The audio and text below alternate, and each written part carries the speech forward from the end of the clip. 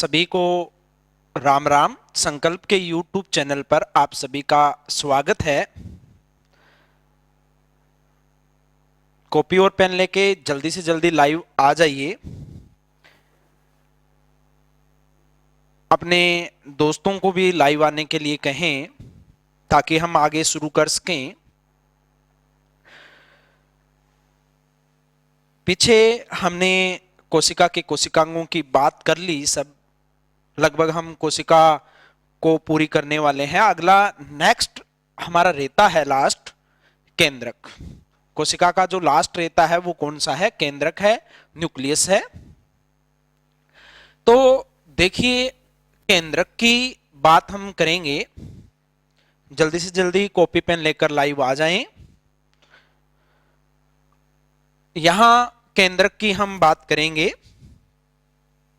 केंद्रक की तो देखिए, केंद्रक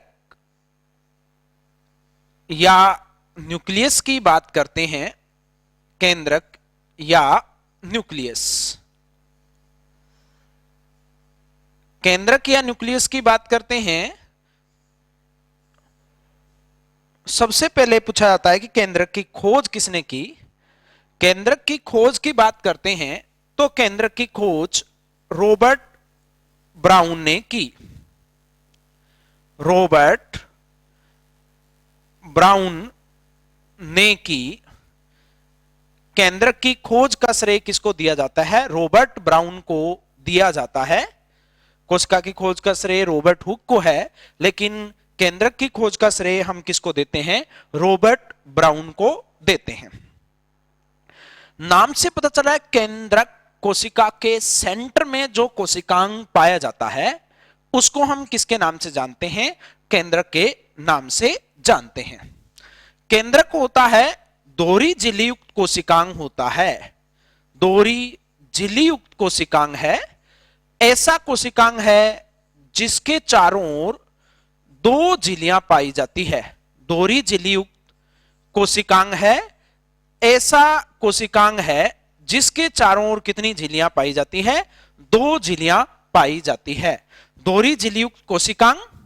फिर हम बात करते हैं जो ये केंद्रक होता है, कोशिका के केंद्र में है, दोहरी झिल्ली युक्त कोशिकांग है, केंद्रक है। केंद्रक की संरचना में चार भाग होते हैं। निम्न चार भाग। केंद्रक की संरचना हम बात करेंगे तो किस प्रकार केंद्रक की संरचना है हम देख लेते हैं। केंद्रक की संरचना में चार भाग होते हैं। संरचना हम बात करेंगे तो संरचना में कितने भाग है? चार भाग। केंद्रक की संरचना में चार भाग होते हैं। कितने भाग होते हैं भी? चार भाग है। ये चार भाग कौन से हैं? सबसे पहले हम बात करेंगे केंद्रक झिल्ली। किसकी बात करेंगे भाई? केंद्रक झिल्ली की बात करेंगे। केंद्रक झिल्ली। केंद्रक झिल्ली के बाद हम बात करते हैं केंद्रक झिल्ली से घिरा हुआ भाग क्या कहलाता है? केंद्रक द्रव्य कहलाता है। क्या कहलाता है भाई? केंद्रक द्रव्य कहलाता है। कैरियोप्लाज्म कहलाता है।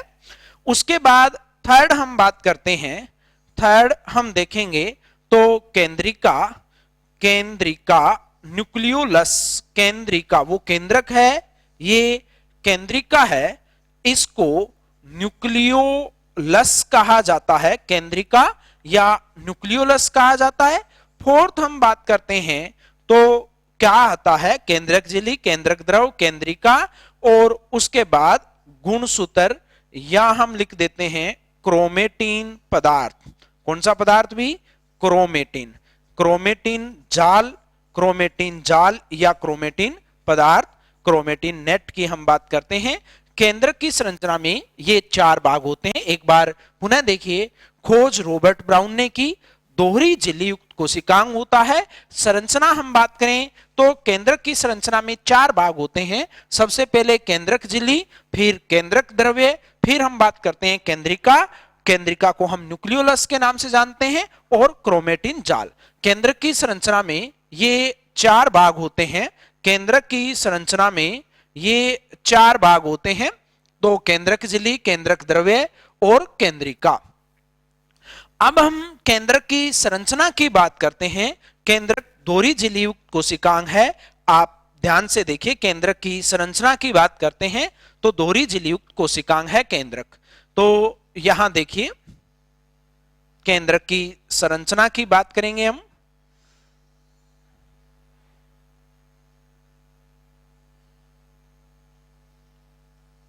दोहरी झिल्ली युक्त कोशिकांग है।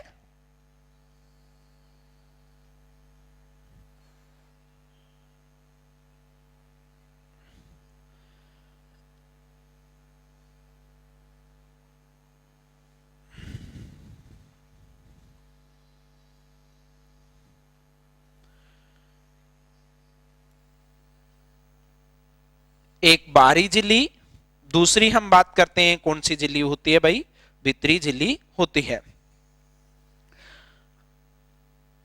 बायो को डायग्राम के द्वारा अगर आप समझने का प्रयास करोगे तो बहुत इजी वे में होता है। इन डायग्रामों को अपने माइंड में सेट कर लीजिए।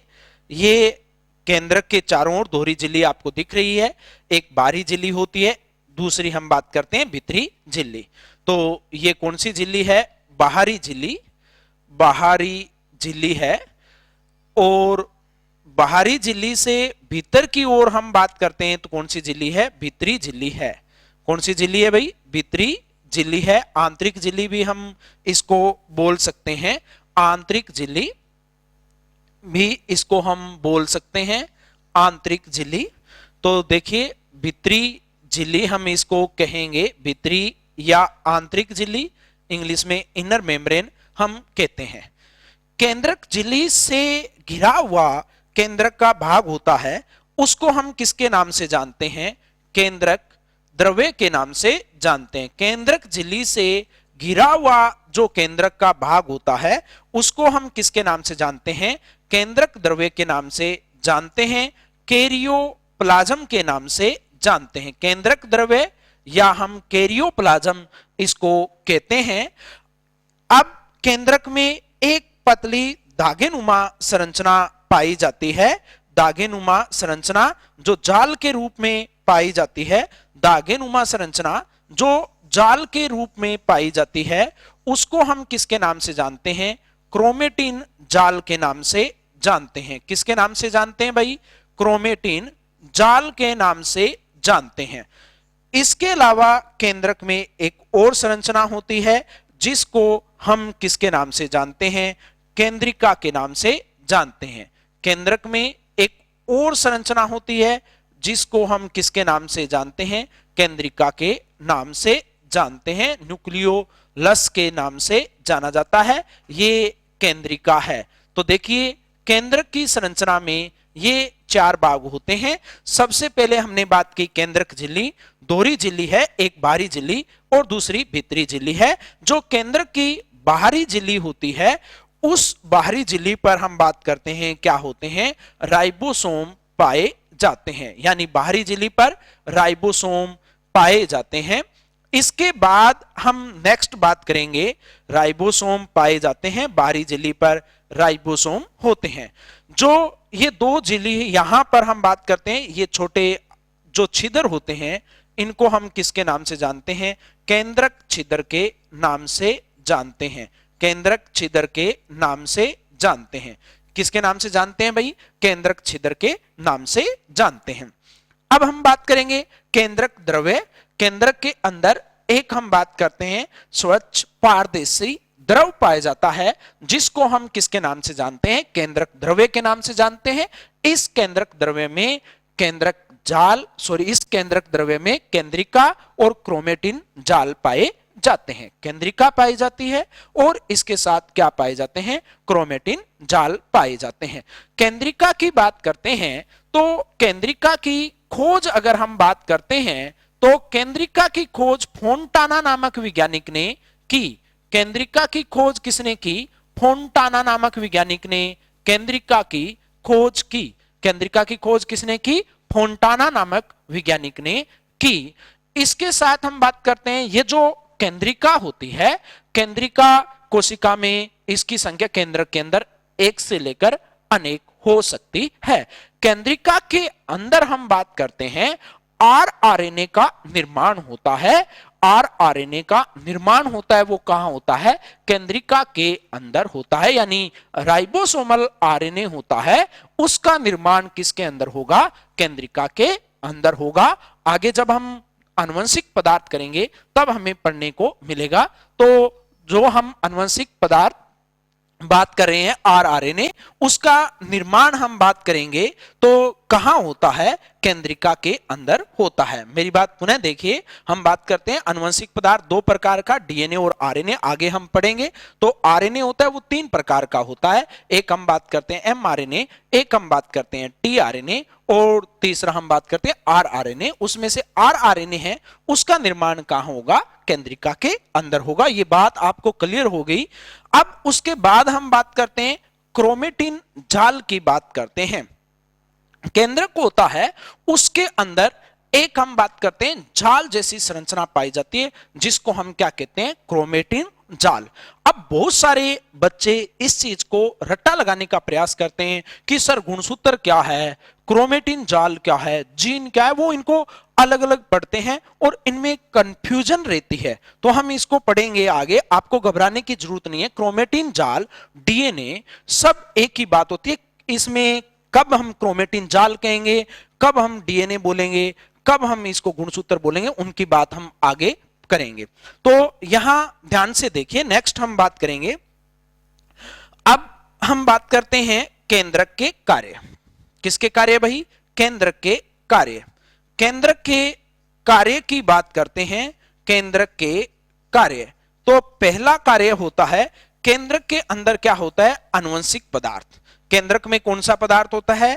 केंद्रक में आनुवंशिक पदार्थ होता है। केंद्रक में आनुवंशिक पदार्थ कौन सा होता है भी? आनुवंशिक पदार्थ डीएनए। आनुवंशिक पदार्थ डीएनए होता है। पदार्थ डीएनए होता है, डीएनए होता है। तो हम कह सकते हैं केंद्रक आनुवंशिक पदार्थ होता है केंद्रक में, इस कारण आनुवंशिक सूचनाओं को एक पीढ़ी से दूसरी पीढ़ी में भेजने का काम भी करेगा।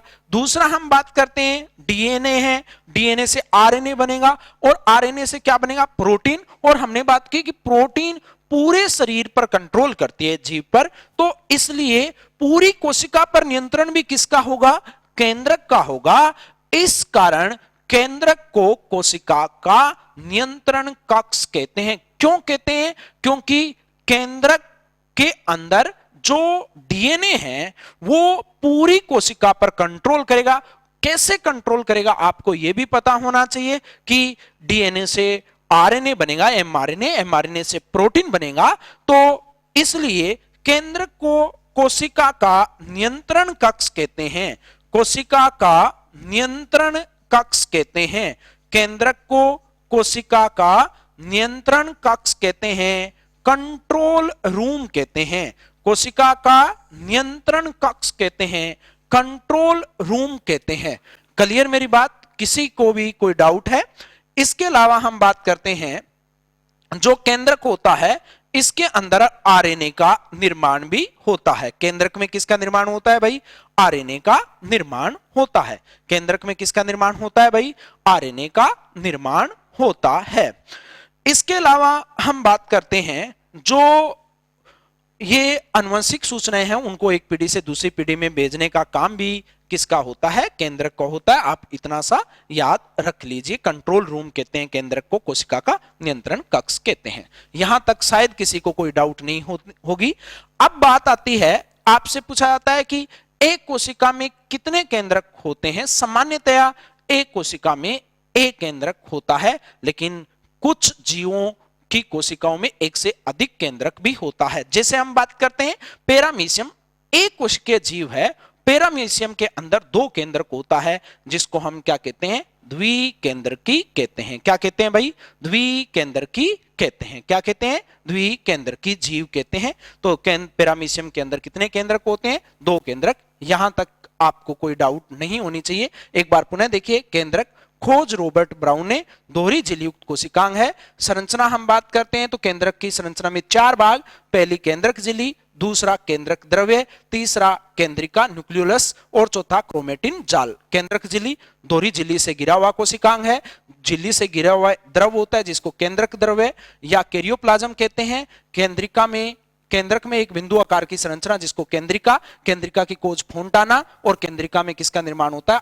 आरएनए का निर्माण होता है। क्रोमेटिन जाल, केंद्रक में एक जाल जैसी संरचना पाई जाती है जिसको हम किसके नाम से जानते हैं? क्रोमेटिन जाल के नाम से जानते हैं। किसके नाम से जानते हैं? क्रोमेटिन जाल के नाम से जानते हैं। क्लियर मेरी बात? किसी को कोई डाउट है तो आप कमेंट बॉक्स में लिख सकते हो। अब अगली बात, जो केंद्रक का अध्ययन होता है, विज्ञान की शाखा जिसके अंदर हम किसका अध्ययन करते हैं? केंद्रक का अध्ययन करते हैं। केंद्रक का अध्ययन होता है, उसको हम किसके नाम से जानते हैं? कैरियोलॉजी के नाम से जानते हैं। केंद्रक का अध्ययन क्या कहलाता है भाई? कैरियोलॉजी कहलाता है। कैरियोलॉजी, क्योंकि कैरियोन का अर्थ क्या होता है? केंद्रक। कैरियोन का अर्थ क्या होता है? केंद्रक। तो विज्ञान की शाखा जिसमें केंद्रक का अध्ययन करते हैं उसको हम किसके नाम से जानते हैं? कैरियोलॉजी के नाम से जानते हैं। किसके नाम से जानते हैं भाई? कैरियोलॉजी के नाम से जानते हैं। ठीक है, जनरल साइंस के व्यू से आपके लिए इतना सफिशिएंट है। अब हम आगे बात करेंगे गुणसूत्र की। कोशिका में हम बात करेंगे गुणसूत्र क्या है उसकी हम बात कर लेते हैं। क्रोमेटिन जाल हमने पढ़ा है, तो गुणसूत्र की बात हम आगे करते हैं। ये भी हमारे लिए महत्वपूर्ण है गुणसूत्र। तो देखिए गुणसूत्र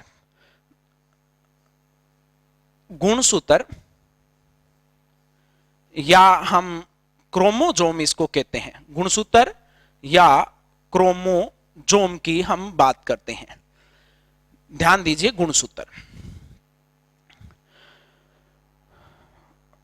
गुणसूत्र की बात करते हैं तो क्या होते हैं गुणसूत्र? देखिए दोस्तों, अपने दोस्तों के साथ ज्यादा से ज्यादा इस चैनल को शेयर करें, उनको सब्सक्राइब करने के लिए कहें, ताकि जब भी कोई नोटिफिकेशन आए तो आपको अवेलेबल हो जाए। अब हम बात करते हैं गुणसूत्र की बात करते हैं। गुणसूत्र या क्रोमोजोम, मैंने पहले आपको बताया कि क्रोमो का अर्थ क्या होता है? कलर होता है, रंगीन होता है, रंगीन कण हैं, उनको हम किसके नाम से जानते हैं? क्रोमोजोम के नाम से जानते हैं। देखिए, क्रोमोजोम की खोज की बात आती है तो खोज हम बात करते हैं। क्रोमोसोम की खोज का श्रेय किसको जाता है? स्ट्रोसबर्गर को जाता है। क्रोमोसोम की खोज का श्रेय किसको जाता है? स्ट्रोसबर्गर को जाता है। आपसे पूछा जाता है कि क्रोमोजोम नाम किसने दिया, तो क्रोमोजोम नाम है वो किसने दिया? वाल्डेयर नामक वैज्ञानिक ने दिया। किसने दिया भी? वाल्डेयर नामक वैज्ञानिक ने क्या नाम दिया? क्रोमोजोम नाम दिया। क्रोमोजोम नाम किसने दिया? वाल्डेयर नामक वैज्ञानिक है, उसने क्रोमोजोम नाम दिया। देखिए एक बार पुनः देखिए, खोज स्ट्रोसबर्गर ने की, क्रोमोजोम नाम किसने दिया? अगर क्वेश्चन पूछा जाता है तो वाल्डेयर नामक वैज्ञानिक ने क्रोमोजोम नाम दिया। अब यहां हम बात करते हैं, मैंने आपको बताया, ध्यान दीजिए थोड़ी सी। क्रोमोजोम अगर हम बात करते हैं, मैंने कहा क्रोमेटिन जाल, आप यहां समझने का प्रयास कीजिए। मैंने कहा क्रोमेटिन जाल हम कहते हैं यही एक जैसा, इसको गुणसूत्र भी हम कह सकते हैं, और हम क्या कह सकते हैं, इसी को हम क्या कहते हैं? डीएनए कहते हैं। आपको कंफ्यूज होने की जरूरत नहीं है। देखिए, डीएनए होता है किसी भी कोशिका के अंदर, हम बात करते हैं वो कैसे होता है, एक जाल की फॉर्म में होता है जिसको हम क्या कहते हैं? क्रोमेटिन जाल कहते हैं। और डीएनए के छोटे छोटे खंड होते हैं, उन्हीं को ही हम क्या कहते हैं? गुणसूत्र कहते हैं। तो देखिए कैसे, कोशिका विभाजन आपको पता होगा सबको। कोशिका विभाजन हम बात करते हैं, यानी जब पुरानी कोशिकाओं से नई कोशिकाएं बनती है तो उसको हम किसके नाम से जानते हैं? कोशिका विभाजन के नाम से जानते हैं। आपने पढ़ा होगा कि कोशिका विभाजन 3 प्रकार का होता है: असूत्री, समसूत्री, अर्धसूत्री कोशिका विभाजन। तो देखिए, क्रोमेटिन जाल क्या होते हैं? कोशिका विभाजन होता है उसकी प्रोफेज अवस्था में। कोशिका विभाजन की कौन सी अवस्था में? प्रोफेज अवस्था में। प्रोफेज अवस्था में गुणसूत्र होते हैं पतले धागेनुमा। कैसे होते हैं? पतले धागेनुमा होते हैं। तब इनको हम क्या बोलेंगे? क्रोमेटिन जाल बोलेंगे या क्रोमेटिन बोलेंगे। देखिए गुणसूत्र को ही क्रोमेटिन कह रहे हैं या क्रोमेटिन को ही गुणसूत्र, बात एक ही है। जब कोशिका विभाजन कोशिका विभाजन की कौन सी अवस्था में होगी, प्रोफेज अवस्था में होगी, तो गुणसूत्र किस रूप में होंगे, पतले दागेनुमा होंगे। जब पतले दागेनुमा होंगे तो हम इसको किसके नाम से जानेंगे, क्रोमेटिन जाल के नाम से जानते हैं। किसके नाम से जानते हैं, क्रोमेटिन जाल के नाम से जानते हैं। अब उसके बाद हम बात करते हैं, जैसे ही प्रोफेज अवस्था आती है उसके बाद गुणसूत्रों में संघनन होना प्रारंभ हो जाता है, यानी गुणसूत्र छोटे होते हैं और स्पष्ट दिखाई देने लगते हैं, तब उनको हम क्या कहेंगे, किसके नाम से जानेंगे, गुणसूत्र। प्रोफेज अवस्था के अंत में गुणसूत्र कैसे दिखाई देने लगते हैं, स्पष्ट दिखाई देने लगते हैं। मेटाफेज में हमें बिल्कुल स्पष्ट दिखाई देते हैं, तब हम इनको क्या बोलते हैं, गुणसूत्र बोलते हैं। तो देखिए प्रोफेज अवस्था या अंतरावस्था में गुणसूत्र को किसके नाम से जाना जाता है, क्रोमेटिन जाल। प्रोफेज के बाद यानी प्रोफेज अवस्था जब अपनी अंतिम अवस्था में होती है तो गुणसूत्रों में क्या होता है, संघनन होता है, जिससे वो क्या दिखाई देते हैं, स्पष्ट दिखाई देते हैं, तब हम इनको क्या कहेंगे, गुणसूत्र कहेंगे। आपको पता है डीएनए के छोटे छोटे खंड है, उन्हीं को क्या कहते हैं, गुणसूत्र कहते हैं। तो किसी को कोई डाउट नहीं होनी चाहिए, तीनों एक ही बात है, कंफ्यूज होने की कहीं भी आपको जरूरत नहीं है, आपको इतने ज्यादा नहीं पढ़ना है। तो क्रोमेटिन जाल, गुणसूत्र, डीएनए एक ही बात है। एक बार पुनः आप देख लो, डीएनए के छोटे छोटे खंड है गुणसूत्र, और जैसे ही गुणसूत्र अंतरावस्था या प्रोफेज अवस्था में होते हैं तो कैसे दिखाई देते हैं, पतले धागेनुमा संरचना के रूप में दिखाई देते हैं। तो इनको हम किसके नाम से जानते हैं, क्रोमेटिन जाल के नाम से जानते हैं। किसके नाम से जानते हैं, क्रोमेटिन जाल के नाम से जानते हैं। क्लियर मेरी बात, किसी को कोई डाउट नहीं होनी चाहिए। अब हम बात करें कि गुणसूत्र की संरचना कैसी है। गुणसूत्र की संरचना अगर हम बात करते हैं तो गुणसूत्र की संरचना हम बात करते हैं तो कैसी संरचना होती है गुणसूत्र की, वो हम देखेंगे। यहां ध्यान से देखिए, संरचना की बात करते हैं तो गुणसूत्र होते हैं। गुणसूत्र की संरचना का अध्ययन हम कौन सी अवस्था में करते हैं, कोशिका विभाजन की जो मध्य अवस्था है उसमें गुणसूत्रों की संरचना का अध्ययन किया जाता है। गुणसूत्रों की संरचना का अध्ययन कोशिका विभाजन की कौन सी अवस्था में किया जाता है, मध्य अवस्था में किया जाता है, मेटाफेज में किया जाता है। हम एक गुणसूत्र की संरचना बनाएंगे, देखिए ध्यान से। अगर संरचना की हम बात करते हैं, गुणसूत्र की संरचना इस प्रकार होती है, ध्यान से देखिए। किसी भी एक गुणसूत्र की अगर हम संरचना बात करते हैं तो इस प्रकार संरचना होती है। ये गुणसूत्र की संरचना हम बात करते हैं। किसी भी एक गुणसूत्र की संरचना की हम बात करेंगे, इस प्रकार गुणसूत्र की संरचना होती है। यहां देखिए दो अर्ध गुणसूत्र दिखाई दे रहे हैं, आप एक छोटा थोड़ा बना है, एक बड़ा। बिल्कुल हम बात करते हैं, ये हो सकते हैं छोटे बड़े, इनको हम किसके नाम से जानते हैं, अर्ध गुणसूत्र, क्रोमेटिड के नाम से जानते हैं। आप ध्यान से देखिए, ध्यान, क्रोमेटिड्स, अर्ध गुणसूत्र, क्रोमेटिड्स। किसी भी गुणसूत्र के हम बात करते हैं आधा हिस्सा होता है, उसको हम किसके नाम से जानते हैं, क्रोमेटिड या अर्ध गुणसूत्र के नाम से जानते हैं। एक गुणसूत्र में दो अर्ध गुणसूत्र होते हैं।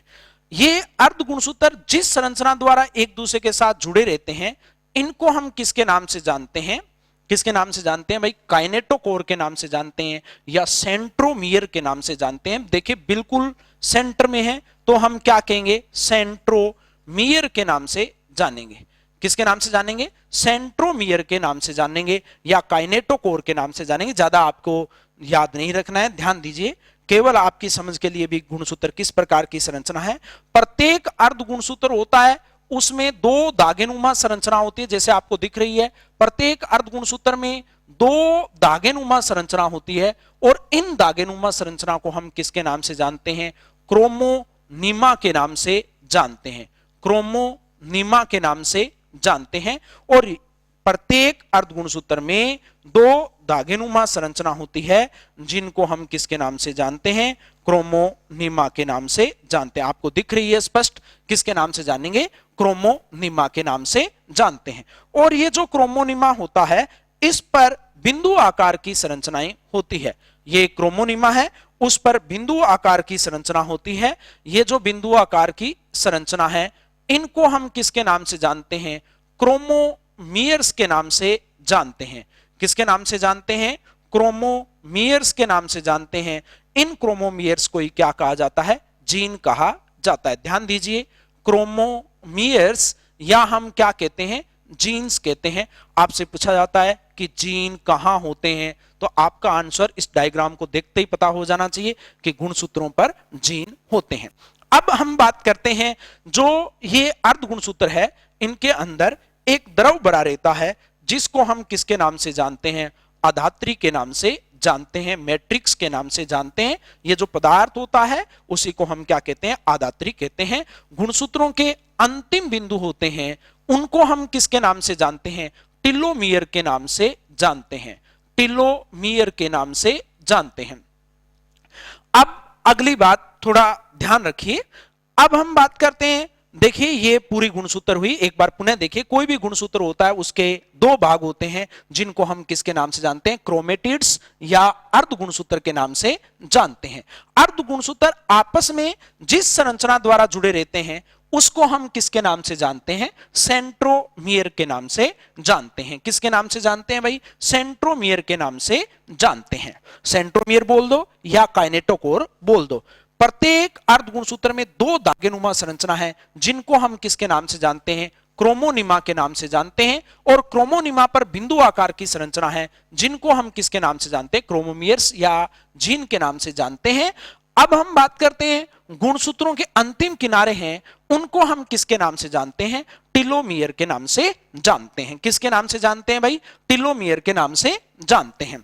यहां इतनी बात क्लियर है। आगे देखिए, जब गुणसूत्र को हम देखते हैं ध्यान से, तो हमें प्रथम बार यहां संकीर्णन यानी संकरा होता है। ये दिख रहा है आपको, संकीर्णन दिखाई देता है। इसको प्राथमिक संकीर्णन बिंदु, सेंट्रोमियर, काइनेटोकोर।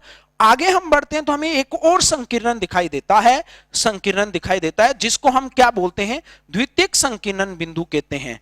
क्या कहते हैं भाई? द्वितीयक संकीर्णन बिंदु कहते हैं। द्वितीयक संकीर्णन बिंदु हम कहते हैं। और द्वितीयक संकीर्णन बिंदु से आगे जो गुणसूत्र का भाग होता है, द्वितीयक संकीर्णन बिंदु से आगे जो गुणसूत्र का भाग होता है, उसको हम किसके नाम से जानते हैं? सैटेलाइट के नाम से जानते हैं। किसके नाम से जानते हैं भाई? सैटेलाइट के नाम से जानते हैं। ये सैटेलाइट है, और जिन गुणसूत्रों में सैटेलाइट होता है उनको सेट क्रोमोसोम कहते हैं। सभी गुणसूत्रों में सैटेलाइट नहीं होता है, केवल कुछ गुणसूत्रों में सैटेलाइट होता है।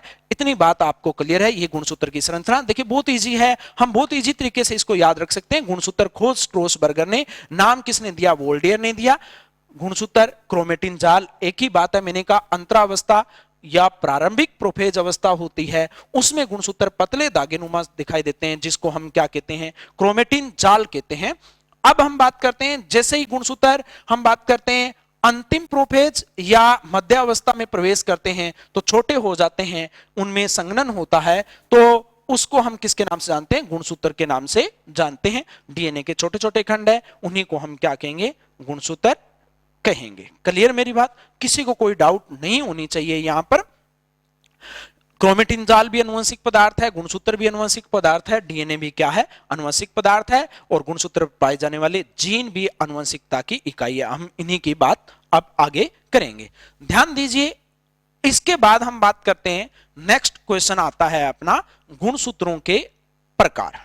किसके प्रकार भाई? गुणसूत्रों के प्रकार। नेक्स्ट हम देखेंगे गुणसूत्रों के प्रकार। देखिए, गुणसूत्रों के प्रकार, गुणसूत्रों के प्रकार, गुणसूत्रों के प्रकार की हम बात करते हैं। सिंपल अगर हम बात करेंगे तो कहेंगे कि गुणसूत्र कितने प्रकार के होते हैं? 3 प्रकार के। कितने प्रकार के गुणसूत्र है भाई? 3 प्रकार के गुणसूत्र है।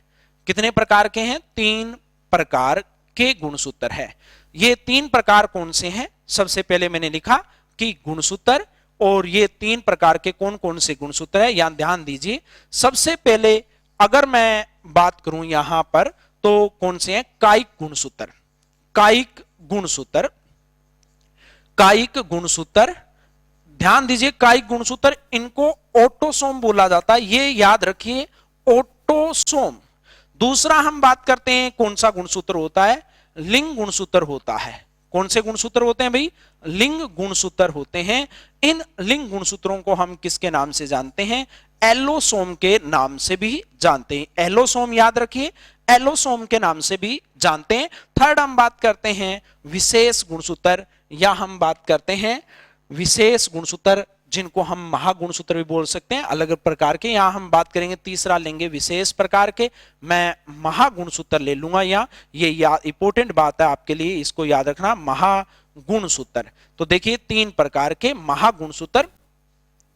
तो देखिए कायिक गुणसूत्र हम बात करते हैं, ऐसे गुणसूत्र होते हैं जो कायिक लक्षणों का नियंत्रण करते हैं। किसका नियंत्रण करते हैं? कायिक लक्षणों का नियंत्रण करते हैं। कायिक लक्षणों का कैसे? जैसे देखिए कायिक गुणसूत्रों उनका क्या कार्य होगा, जैसे प्राणी है या मनुष्य है, उसके हाथ कैसे होंगे, उसके पैर कैसे होंगे, या हम बात करते हैं उनकी कलर कैसा होगा, ये सब किस पर डिपेंड करता है? कायिक गुणसूत्रों पर डिपेंड करता है। यानी जो कायिक गुणसूत्र है वो किसका नियंत्रण करते हैं? कायिक लक्षणों का नियंत्रण करते हैं। ठीक है, कायिक लक्षणों का नियंत्रण करते हैं, उनको हम किसके नाम से जानते हैं? कायिक गुणसूत्र के नाम से जानते हैं। जो कायिक गुणसूत्र है उनकी संख्या अगर मनुष्य में बात करें तो मनुष्य में कायिक गुणसूत्रों की संख्या कितनी है? अगर आपसे क्वेश्चन पूछा जाता है तो मनुष्य में कायिक गुणसूत्रों की संख्या कितनी है? 44। अगर जोड़ों में बात की जाए, यानी हम कह सकते हैं 22 जोड़े। 44 बोलो या 22 जोड़े कायिक गुणसूत्र है मनुष्य के अंदर। लिंग गुणसूत्र की हम बात करते हैं तो ऐसे गुणसूत्र होते हैं जो लिंग का निर्धारण करते हैं, लिंग का नियंत्रण करते हैं या लिंग का निर्धारण करते हैं, इसलिए इनको लिंग गुणसूत्र या एलोसोम बोला जाता है। लिंग का निर्धारण मतलब को या लड़का होगा या लड़की होगी, यानी नर और मादा का निर्धारण करते हैं, उनको हम किसके नाम से जानते हैं? लिंग गुणसूत्र के नाम से जानते हैं। देखिए मनुष्य की बात हम करें तो मनुष्य में लिंग गुणसूत्र कितने होते हैं? मनुष्य में हम बात करते हैं लिंग गुणसूत्र की संख्या कितनी होती है? 2 होती है।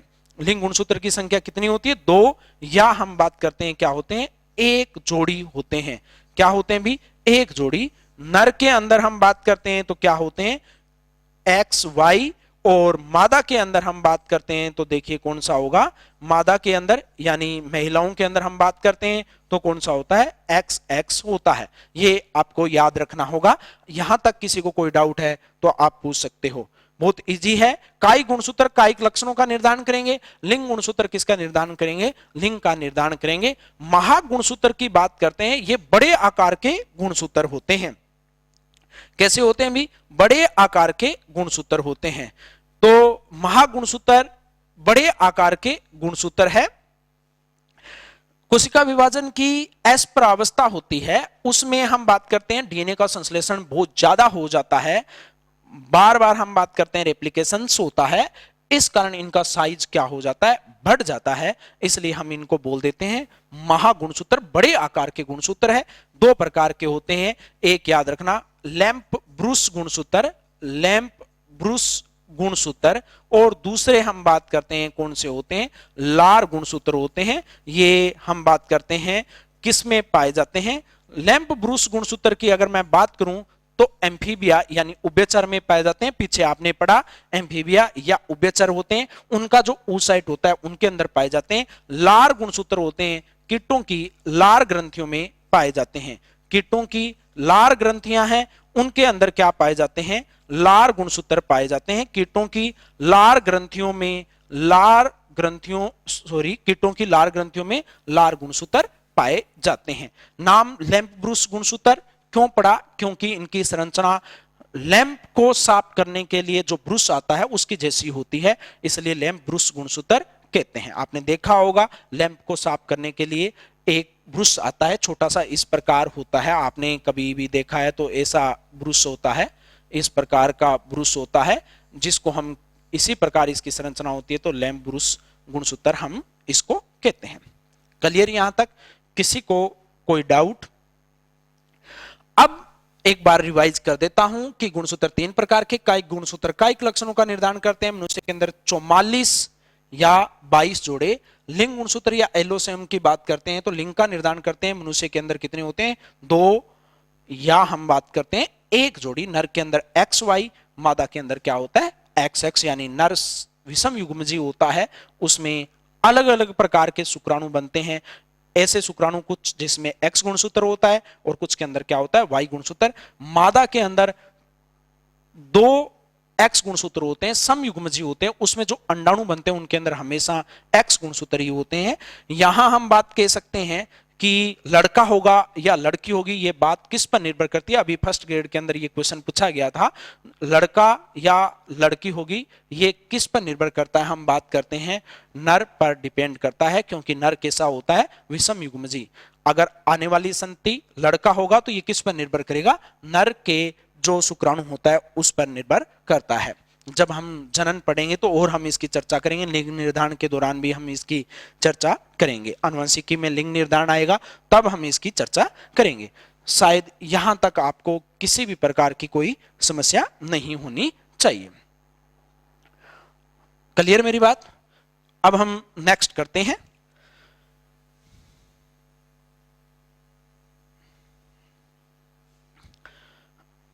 देखिए नेक्स्ट हम बात करेंगे, यहां पर जो कोशिका है उससे संबंधित हम बात करेंगे कुछ महत्वपूर्ण टॉपिक की बात करेंगे। हमने बात की कि आपने पढ़ा होगा, सबसे पहले देखिए गोल्जी काय, कुछ महत्वपूर्ण पॉइंट है। गोल्जी काय, गोल्जी काय है उसको, गोल्जी काय को कोशिका का ट्रैफिक पुलिसमैन कहते हैं। गोल्जी काय को कोशिका का ट्रैफिक पुलिसमैन। आपसे क्वेश्चन पूछा जाता है कि कोशिका का ट्रैफिक पुलिसमैन कौन है, तो आपका आंसर होना चाहिए ट्रैफिक पुलिसमैन। कुछ महत्वपूर्ण बिंदु है उनको मैं रिवाइज कर देता हूं। ट्रैफिक पुलिसमैन किसको कहते हैं, गोल्जी काय।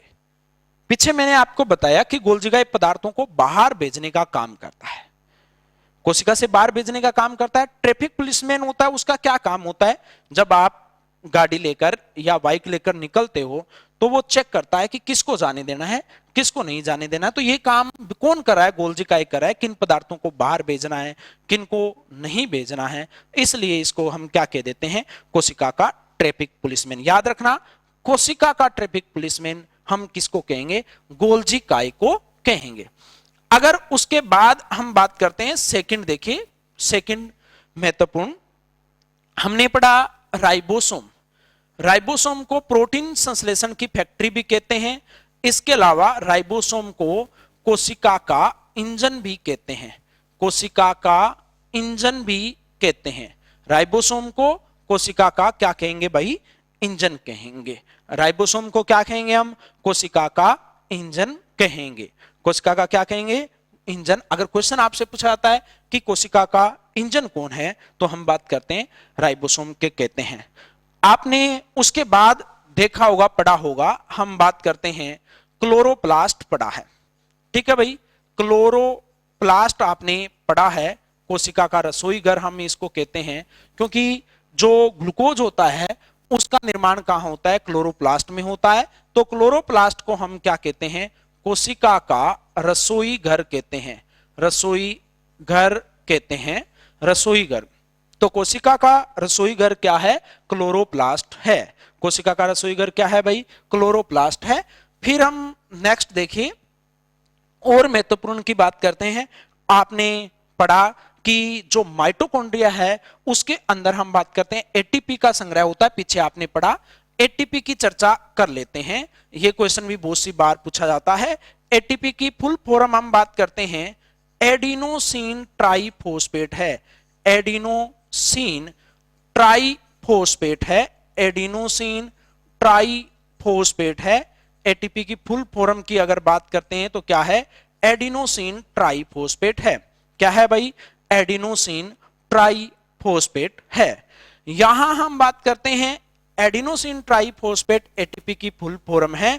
इसको ऊर्जा की मुद्रा भी कहते हैं, ऊर्जा की मुद्रा भी कहते हैं। एटीपी को ऊर्जा की मुद्रा भी कहते हैं। ठीक है भाई, एडिनोसिन ट्राइफॉस्फेट एक प्रकार का न्यूक्लियोटाइड होता है। क्या होता है भी? न्यूक्लियोटाइड होता है। ये जो एटीपी होती है, एटीपी एटीपी किससे मिलकर बनी होती है? ADP plus IP. एटीपी किस में टूटती है? एटीपी एडीपी प्लस आईपी में टूटती है। एडिनोसिन डाइफॉस्फेट, यानी एक फॉस्फेट अलग हो गया, इनऑर्गेनिक फॉस्फेट हमें प्राप्त हुआ। इस दौरान ऊर्जा मुक्त होती है, वो कितनी होती है? 7.3 किलो कैलोरी के आसपास ऊर्जा मुक्त होती है। ये आपको ध्यान रखना है। एटीपी किस में टूटेगी? एडीपी प्लस आईपी में टूटती है, तो कितनी ऊर्जा मुक्त होती है? 7.3 किलो कैलोरी ऊर्जा मुक्त होती है। और ये ऊर्जा शारीरिक क्रियाओं के संचालन के लिए आवश्यक होती है।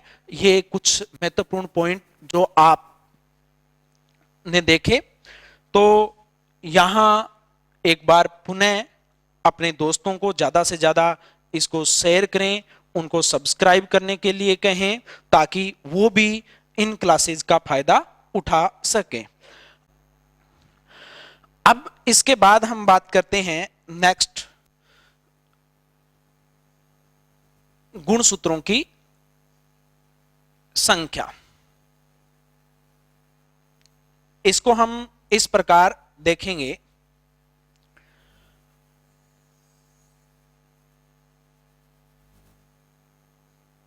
कोशिका में,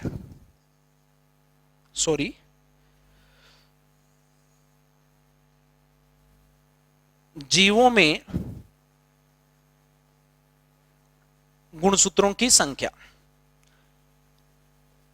गुणसूत्रों की संख्या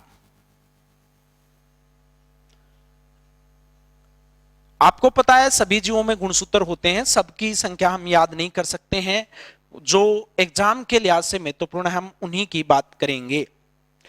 ध्यान दीजिए, यहां पर जीव हम लिखेंगे सर्वप्रथम। जीव एक टेबल सी बनाएंगे। सबसे पहले जीव यानी जीव का नाम क्या है, फिर हम बात करेंगे अगुणित गुणसूत्रों की संख्या। अब यह बात आपको बहुत कंफ्यूजन करती है। अगुणित गुणसूत्रों की संख्या, अगुणित गुणसूत्रों की संख्या यानी n, और यहां हम बात करेंगे द्विगुणित गुणसूत्रों की संख्या। ध्यान दीजिए, हम इस चीज को क्लियर करेंगे। द्विगुणित गुणसूत्रों की संख्या यानी 2n। देखिए ध्यान से, जीवों में गुणसूत्रों की संख्या हम बात करेंगे। जीवों में गुणसूत्रों की संख्या अगर हम बात करते हैं तो सबसे पहले देखिए हम बात करेंगे पादपों में। पादपों में बात करते हैं तो पादपों में पहला जो जीव लेते हैं कुल कंपोजिटी के हेप्लोपेपस। पहला जो जीव लेते हैं कुल कंपोजिटी के हेप्लोपेपस। ध्यान दीजिए, मैं इंपोर्टेंट बातें हैं वही बता रहा हूं। कुल कंपोजिटी के हेप्लोपेपस, हेप्लोपेपस है, इनमें सबसे कम गुणसूत्र होते हैं। अगुणित गुणसूत्रों की संख्या अगर हम बात करते हैं, n इक्वल क्या होता है? यहां 1 होता है। द्विगुणित गुणसूत्रों की हम बात करते हैं, 2n इक्वल हम बात करते हैं कितना होता है? 2 होता है। तो पादपों में सबसे कम गुणसूत्र किसमें है? अगर आपसे पूछा जाता है तो आपका आंसर होगा कि कुल कंपोजिटी के हेप्लोपेपस होते हैं उनके अंदर सबसे कम। तो पादपों में सबसे कम। वैसे हम बात करते हैं तो जीवों में सबसे कम गुणसूत्र इन्हीं के अंदर है। अब बात यह आती है कि एनसीईआरटी के अंदर यह संख्या दी गई है। अगर आप नेट वगैरह पर अगर इसको देखते हो तो यहां पर n बराबर 2 दिया है, 2n बराबर क्या दिया हुआ है? 4 दिया हुआ है। आप इसको मानिए सबसे कम गुणसूत्र अगर आपसे सीधा पूछा जाए तो कुल कंपोजिटी के हेप्लोपेपस होते हैं, उनके अंदर सबसे कम गुणसूत्र होते हैं। अब नेक्स्ट हम देखते हैं, नेक्स्ट ध्यान से देखिए, कुल कंपोजिटी के हेप्लोपेपस है, उनमें सबसे कम गुणसूत्र है। अगली बात ध्यान से देखिए, मटर आपने देखा होगा, हम पढ़ेंगे भी आगे।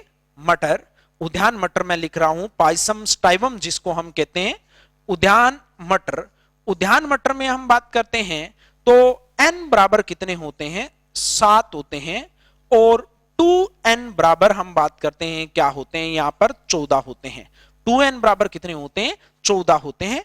उद्यान मटर में n बराबर कितने होते हैं, 7, 2n बराबर कितने होते हैं, 14। आपसे क्वेश्चन पूछेंगे उद्यान मटर में गुणसूत्र कितने होते हैं, 7 होते हैं, और 2n बराबर क्या होता है, 14 होता है। तो अगुणित का मतलब होता है गुणसूत्रों का एक सेट। आप कई बार कहते हो कि मनुष्य में 23 जोड़े गुणसूत्र है या 46 गुणसूत्र है। देखिए एक सेट 23 के 2 सेट है, जैसे मैं हूं, मेरे अंदर 46 गुणसूत्र है, 23 के 2 सेट है, यानी मूल गुणसूत्र की संख्या 23 ही है, उसके जैसा एक और जोड़ा है। ठीक है, जैसे अगर देखिए, अगर अपने बात करते हैं ये 1 नंबर गुणसूत्र है, ये 2 3 4 इस प्रकार गुणसूत्र है, तो एक एक और जोड़ा है इसके जैसा ही, 1 2 3 4। जब एक सेट की बात होती है तो अगुणित बोला जाता है, जब दोनों सेट की बात होती है तो हम क्या कहते हैं, द्विगुणित गुणसूत्र बोला जाता है।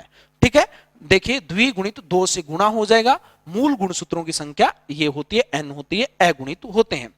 अब अगला हम देखते हैं, ध्यान दीजिए, आप गेहूं का नाम आपने सुना होगा, गेहूं के अंदर गुणसूत्रों की बात करते हैं तो गेहूं में हम बात करते हैं थर्ड ट्रिटिकम स्पीसीज जिसको हम बोलते हैं, मैं गेहूं लिख रहा हूं, ट्रिटिकम स्पीसीज इसका बोटनिकल नेम है, ट्रिटिकम स्पीसीज। ठीक है, मैंने आपको बताया जब भी वैज्ञानिक नाम लिखते हैं तो कितने शब्दों में, 2 शब्दों में, जैसे होमोसेपियंस है, हम बात करते हैं ट्रिटिकम स्पीसीज है, पाइसम स्टाइवम है, इसके अलावा मैंने बताया मोर का पेवोक्रिस्टेटस है, हमने खेजड़ी का पढ़ा प्रोसोपिस सिनरेरिया है, हमने बात की कि जो शेर होता है उसका पेंथ्रोलियो है। तो सभी को 2 वैज्ञानिक नाम लिखते हैं तो 2 शब्दों में लिखते हैं। तो गेहूं का ट्रिटिकम स्पीसीज है, गेहूं में n बराबर क्या होता है, 7 होता है। लेकिन हम बात करते हैं 2n बराबर क्या हो जाएगा भी, यहां भी 14 हो जाएगा। मैं यहां थोड़ा सा आपके लिए इंपॉर्टेंट भी है, जो आप गेहूं खाते हो वो गेहूं की कैसी किस्म है, षटगुणित किस्म है। तो आपसे अगर क्वेश्चन पूछा जाता है गेहूं की षटगुणित किस्म में गुणसूत्रों की संख्या कितनी है, यानी 6n है, 6 से गुणा हो जाएगा। जो गेहूं आप खाते हो वो गेहूं की कैसी किस्म है, षटगुणित किस्म है। कैसी किस्म है भी, षटगुणित किस्म है, बहुगुणित किस्म है। यहां हम बात करते हैं 6n बराबर कितना हो जाता है, 42 हो जाता है। कितना हो जाता है भाई, 42 हो जाता है, ध्यान रखना, ये इंपॉर्टेंट बात है। फिर हम बात करते हैं पादपों में सर्वाधिक गुणसूत्र किसमें है। पादपों में सर्वाधिक गुणसूत्र हम बात करते हैं तो एक फरन होता है, फरन का मतलब होता है, आपने पीछे पढ़ा कि टेरिडोफाइट्स होता है। फरन किस में आते हैं, टेरिडोफाइट्स में आते हैं। एक फरन होता है टेरिडोफाइट्स है, ओफ्यूग्लोसम, फरन ओफ्यूग्लोसम है एक, हम बात करते हैं ओफ्यूग्लोसम फरन में सर्वाधिक है, ओफियोग्लोसम। ठीक है भाई, ओफियोग्लोसम है, ओफियोग्लोसम एक फरन है, एक टेरिडोफाइट्स है, ग्लोसम है, इसमें सर्वाधिक गुणसूत्र है। ओफियोग्लोसम एक फरन है, इसमें सर्वाधिक गुणसूत्र है। सर्वाधिक कितने हैं, n इक्वल हम बात करते हैं क्या होते हैं, 630, लेकिन 2n बराबर हम बात करते हैं कितना हो जाता है, 1260 हो जाता है। कितना हो जाता है भी, 1260 हो जाता है। क्लियर है, n बराबर कितने हैं, 630, और 2n बराबर हम बात करते हैं कितने होते हैं, 1260 होते हैं। तो सर्वाधिक गुणसूत्र पादपों में किसमें है, इसमें सबसे कम है तो इसमें सर्वाधिक है, सबसे अधिक है गुणसूत्र। तो सबसे अधिक गुणसूत्र हम बात करते हैं किसमें होते हैं, यहां पर हम बात करते हैं पादपों के अंदर कुल कंपोजिटी में सबसे कम, और ओफियोग्लोसम में क्या होते हैं, सबसे अधिक होते हैं। तो देखिए अगला हम कंटिन्यू करते हैं, ध्यान दीजिए, अगला हम कंटिन्यू करेंगे।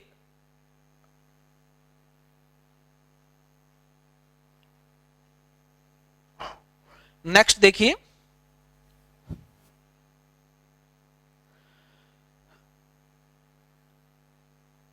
नेक्स्ट हम बात करेंगे जंतुओं में।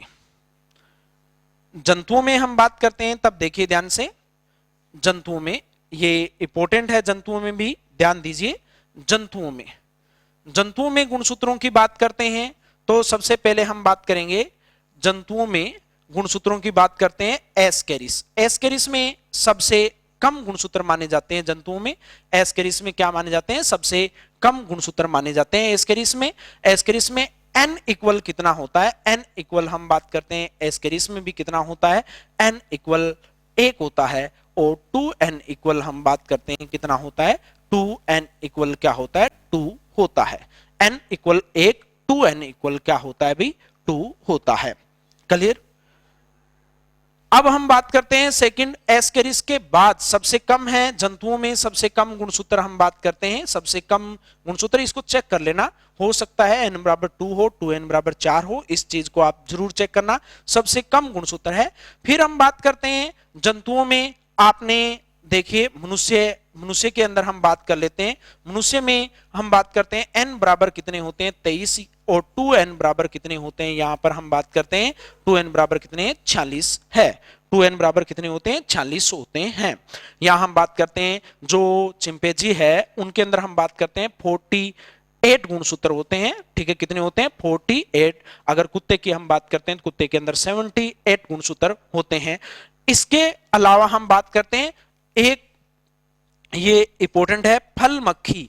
फल मक्खी हम बात करते हैं ड्रोसोफिला मेलेनोगैस्ट्रिस को कहते हैं। फल मक्खी में गुणसूत्रों की संख्या हम बात करते हैं तो n इक्वल हम बात करते हैं कितनी होती है? 4 होती है। और 2n इक्वल क्या होती है? 8 होती है।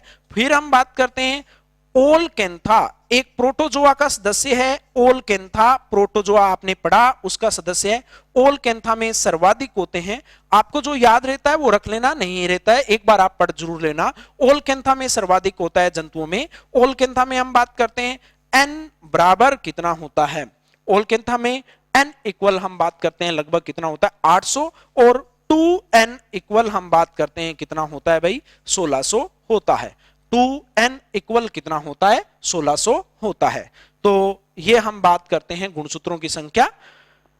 एक बार पुनः आप अपने दोस्तों के साथ इस चैनल को ज्यादा से ज्यादा शेयर करें, उनको सब्सक्राइब करने के लिए कहें ताकि उनको भी इन वीडियोज का, इन क्लासेज का फायदा मिल सके।